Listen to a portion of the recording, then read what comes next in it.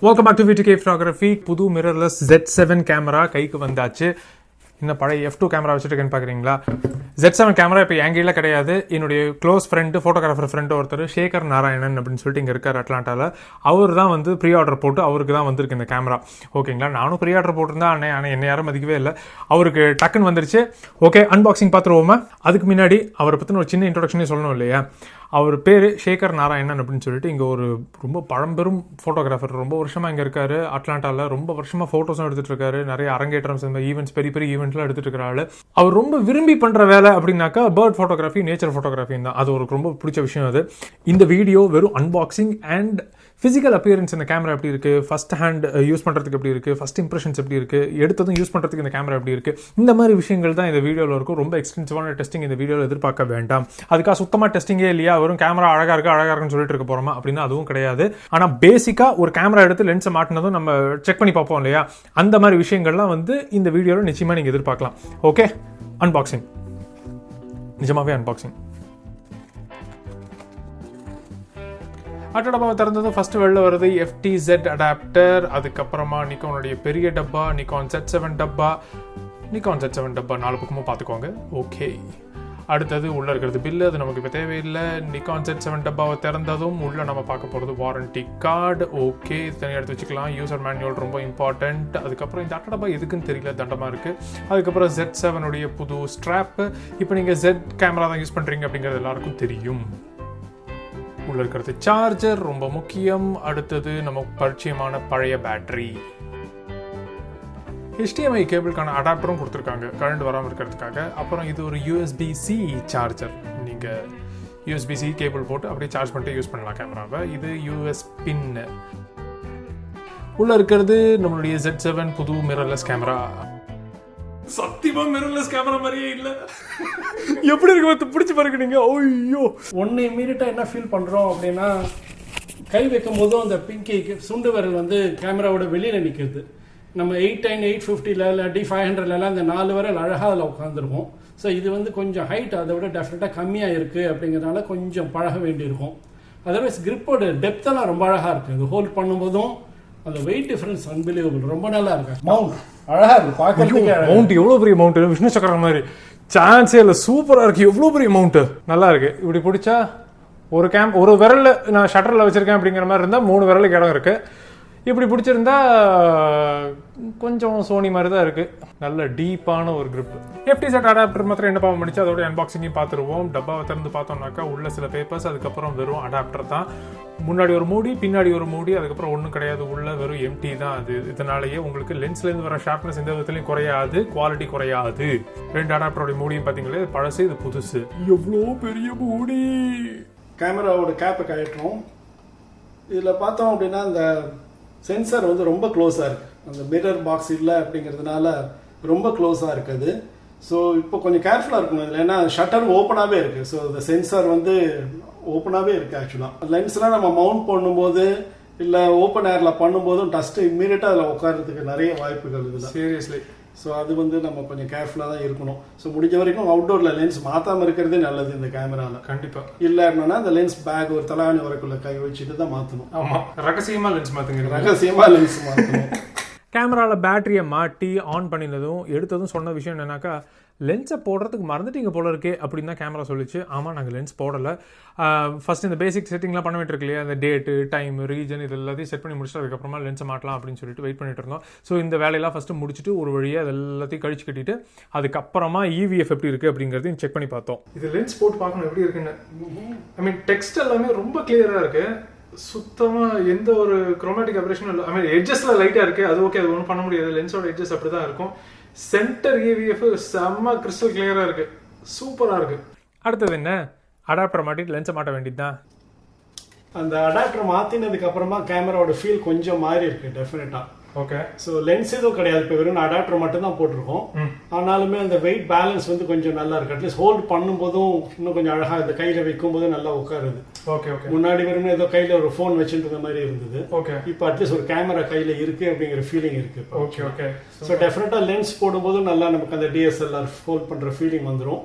இந்த ட்ரைபாட் கீழே அந்த பாட்டம் ரொம்ப அழகாக இருக்கு. ஆக்சுவலாக அது வந்து நல்லா அழகாக பாம்ல ரெஸ்ட் ஆகுது. ஓகே, பட் அது வந்து எவ்வளோ அது ஃபோக்கஸ் பண்ணும்போதும் நமக்கு எவ்வளோ ஜூம் பண்ணும்போதும் பெரிய லென்ஸ் வச்சு எடுக்கும்போதும் அது எவ்வளோ மாற்றம் இருக்கும் தெரியாது நமக்கு.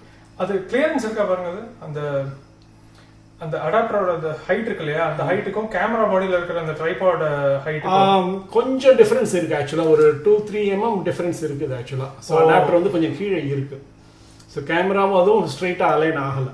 ஸோ அது அலைன் ஆயிருந்தா இன்னுமே பெட்டராக இருந்திருக்கும். அலைன் ஆயிருந்ததுன்னா நல்லா இருந்திருக்கும்.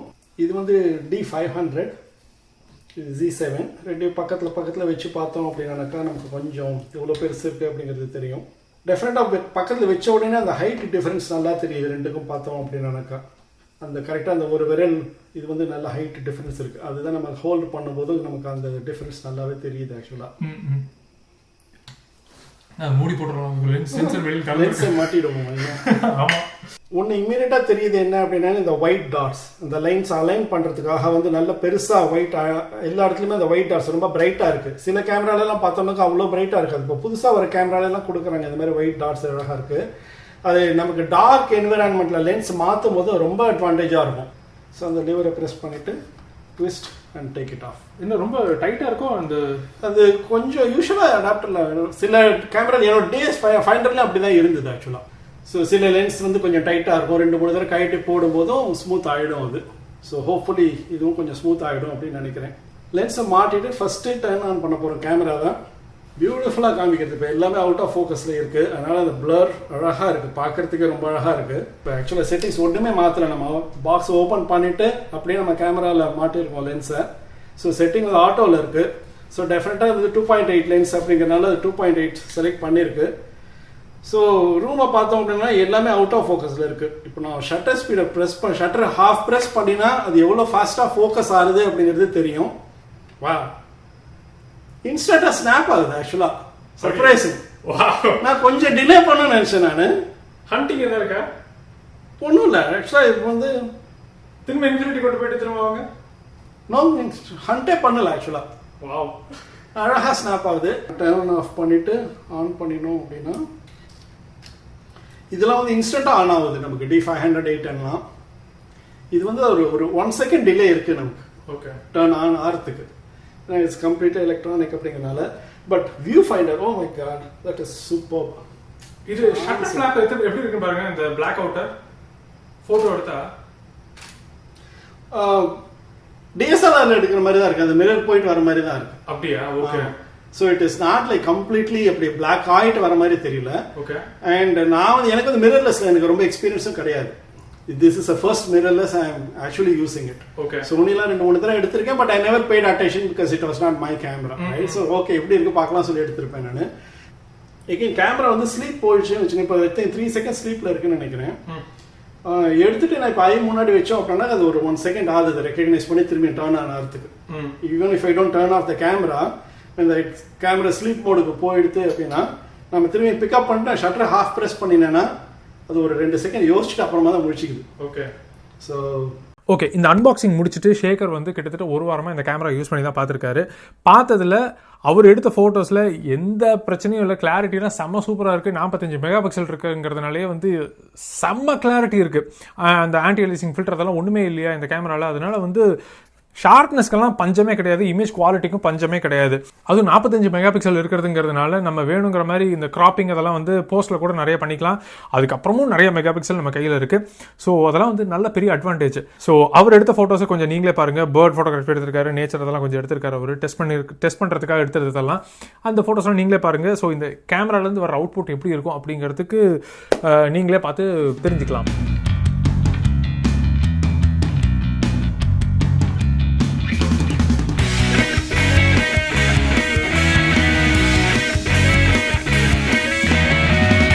அடுத்தது வீடியோ ஆட்டோ ஃபோக்கஸிங். எல்லாருக்கும் இருக்கிற கேள்வி இதுதான், நிக்கானில் வீடியோ ஆட்டோ ஃபோக்கஸிங் ரெடி பண்ணிட்டாங்களா? ஏன் கேனன் யூசர்ஸ் நிறைய பேர் என்கிட்ட கேட்டிருக்காங்க, மெசேஜ் அனுப்பிச்சு, என்னன்னா நிக்கானில் சரி பண்ணிட்டாங்களா, நல்லா இருக்கா, பரவாயில்லையா, டெஸ்ட் பண்ணி பார்த்தீங்களா அப்படின்னு சொல்லிட்டு நிறைய பேர் கேட்டிங்க. ஸோ கேனன் யூசர்ஸ்க்கும் சேர்த்து தான் சொல்கிறேன் நான், ஆட்டோ ஃபோக்கஸ் ரொம்ப நல்லா பண்ணியிருக்காங்க. கேனன் யூசர்ஸ்க்கு கண்டிப்பாக சொல்கிறேன் நான், டியூவல் பிக்சல் அளவுக்கு இல்லைங்க, அந்த அளவுக்கு இன்னும் வரல. ஆனால் வர்றதுக்கான பொட்டன்ஷியல் இருக்குது. இன்றைக்கி வீடியோ ஆட்டோ ஃபோக்கஸிங்க்கு பெஸ்ட்டு அப்படின்னாக்கா மார்க்கெட்டில் இன்னுமே டியூவல் பிக்சல் தான், அதில் சந்தேகமே கிடையாது. பிரமாதமான ஆட்டோ ஃபோக்கஸிங்கு. ஓகே, இந்த ஆட்டோ ஃபோக்கஸிங் எப்படி இருக்குது அப்படின்னு யோசித்தோம் அப்படின்னா, இப்படியெல்லாம் நாங்கள் டெஸ்ட் பண்ணோம். ஒரு 2-3 ஆப்ஜெக்டை வச்சுக்கிட்டு ஒரு ஆப்ஜெக்ட்லேருந்து இன்னொரு ஆப்ஜெக்ட்டுக்கு எப்படி ஃபோக்கஸ் ஷிஃப்ட் ஆகுது, இந்த டச் ஸ்க்ரீன் வச்சு தொட்டாக்கா இங்கேருந்து அங்கே எப்படி போகுது, அங்கேருந்து இங்கே எப்படி வருது அப்படின்னாக்கா அந்த ஃபோக்கஸ் புல்லிங் வந்து ஸ்மூத்தாக இருக்குது. ஒரு இடத்துல இன்னொரு இடத்துக்கு போகிறதுக்கு, இன்னொரு இடத்துல இந்த இடத்துக்கு வர்றதுக்கு. சில நேரங்களில் சக் அப்படின்னு சொல்லிட்டு அந்த பழைய நினைவுகள் ஞாபகத்துக்கு வருது எனக்கு. இந்த நிக்கானுடைய பழைய ஆட்டோ ஃபோக்கஸிங், அந்த லெஜெண்டரி ஆட்டோ ஃபோக்கஸ் ஒன்று இருக்கு இல்லையா, அது ஞாபகத்துக்கு வருது வீடியோவில். ரொம்ப நல்லா இருக்குது ஆட்டோ ஃபோக்கஸிங்கு. ஆனாலும் அந்த சின்ன சின்ன கிளிச்சஸ் அப்படி திடீர்னு சடக்குன்னு அப்படி இருக்கும், ஐயோ அப்படின்ட்டு இருக்கு இல்லையா, அந்த பிரச்சனைகள் இருக்குது. ஓகே, இதெல்லாம் வந்து நாங்கள் டெஸ்ட் பண்ணின கிளிப்ஸு எல்லாமே ட்ராக்கிங் மோடில் தான், அதாவது ஃபுல் ஆட்டோ ஃபோக்கஸ் ட்ராக்கிங் மோடில் தான் வச்சு டெஸ்ட் பண்ணினோம். ரிசல்ட்ஸ் எப்படி இருக்குது அப்படிங்கிறத நீங்களே பாருங்கள்.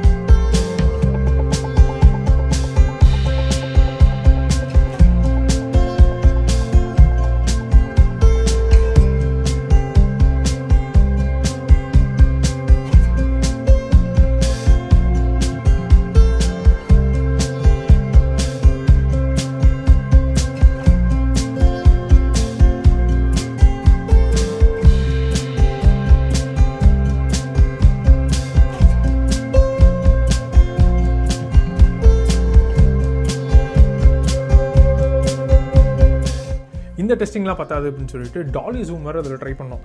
ரொம்ப சூப்பரான டாலி ஜூம்லாம் கிடையாது, இது என்ன ப்ராப்பராக செட் பண்ணிலாம் எடுக்கல, இருக்கிறத வச்சு எடுத்தோம் அன்றைக்கி. இந்த டாலி ஜூம் முக்கியமாக எதுக்கு டெஸ்ட் பண்ணோம் அப்படின்னா, இந்த கேமராவை வந்து இதில் வந்து 3 விஷயங்கள் நடக்குது இல்லையா அட் அ டைமில். கேமராவும் வந்து ஒரு இடத்துல இன்னொரு இடத்துக்கு ஷிஃப்ட் ஆகிட்டு இருக்கு, லென்ஸும் வந்து ஒரு இடத்துல இன்னொரு இடத்துக்கு ஷிஃப்ட் ஆகிட்டு இருக்கு, அதாவது ஃபோக்கல் லென்த் வந்து ஒரு இடத்துல இன்னொரு இடத்துக்கு ஷிஃப்ட் ஆகிட்டு இருக்கு, ப்ளஸ் ஜூமும் அதே நேரத்தில் வேலை செஞ்சுட்டு இருக்கு. இந்த 3 விஷயங்களும் அட் அ டைமில் வேலை செஞ்சது அப்படின்னாக்கா ஆட்டோ ஃபோக்கஸிங்கில் வந்து ஹெவி வேலை இருக்கும் அதுக்கு, ஆட்டோ ஃபோக்கஸிங்க்கு. அதை இந்த கேமரா எப்படி ஹேண்டில் பண்ணுச்சு அப்படிங்கிறத பார்த்தோம், நீங்களே பாருங்கள்.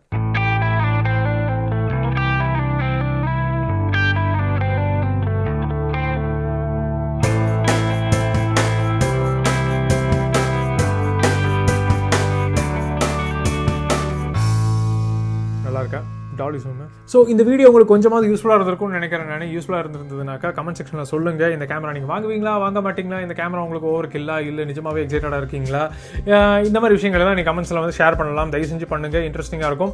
அதே மாதிரி நாங்கள் டெஸ்ட் பண்ணினது வந்து ரொம்ப எக்ஸ்டென்சிவாக டெஸ்ட் பண்ணலை, ஆனால் இன்னும் எந்த மாதிரிலாம் பெட்டராக டெஸ்ட் பண்ணியிருக்கலாம் அப்படிங்கிறதுக்கு ஐடியாவும் கொடுங்க கொஞ்சம். ஏன்னா ஒவ்வொரு வீடியோவும் நாங்கள் பழைய வீடியோலாம் பார்த்து தான் நானும் கற்றுக்கிறேன் நான். ஸோ இதை மிஸ் பண்ணிட்டோமே, அதை மிஸ் பண்ணிட்டோமே, இதை பண்ணி தான் நல்லா இருந்திருக்குமே அப்படிங்கிற மாதிரி தான் நானும் பண்ணிட்டு இருக்கேன். நான் ஒன்றும் பெரிய ப்ரொஃபஷனல் டெஸ்டர்லாம் கிடையாது இந்த விஷயத்தில், ஓகேங்களா? ஸோ ரொம்ப டைம் எடுத்து நானே கற்றுக்கிறத விட நீங்களும் கொஞ்சம் ஐடியா கொடுத்து ஹெல்ப் பண்ணிங்க அப்படிங்கிற மாதிரி இருந்தால் உங்களுக்கும் சீக்கிரமாக நல்ல கண்டென்ட் வரும், நானும் ஓரளவுக்கு கற்றுக்குவேன், ஓகேங்களா? உங்களை நான் அடுத்த வீடியோவில் மீட் பண்ணுறது வரைக்கும் பாய்.